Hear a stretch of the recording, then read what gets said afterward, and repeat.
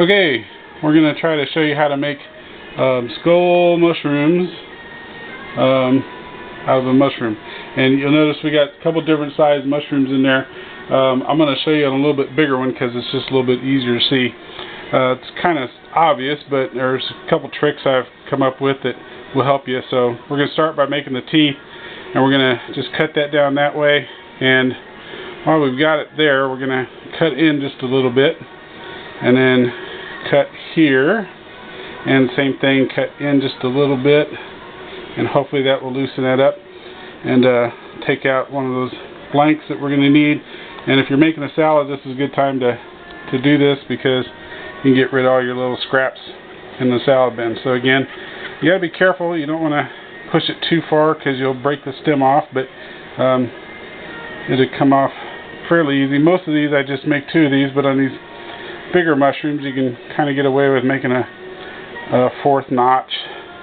And if you miss a little bit, you can come back in and clean it up just a little bit. So there we got our teeth. Now when you go to make the eyeballs, this bottom here is not attached very well, and if you cut down too far, this will just break out. So you want to make sure you cut in up just a little ways from that unsupported edge. And I'm going to cut this one like a lot of people might be tempted to cut the eyeball, which is just kind of put it in there and swivel around. And if you do it that way, you notice the eyeball's pretty white, and it doesn't show up very well. So you really want to kind of get down in there deep and then get that out so that you get some of that brown inner part gill that makes the eyeball darker, and just of course the depth will also make it darker.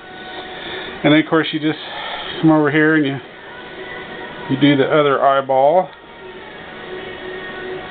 And if you don't get them exactly the same size, it's pretty easy to come back and make it a little bit bigger.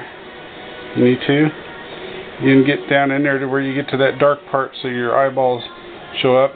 And then lastly, we're just going to take and put a triangular nose in here.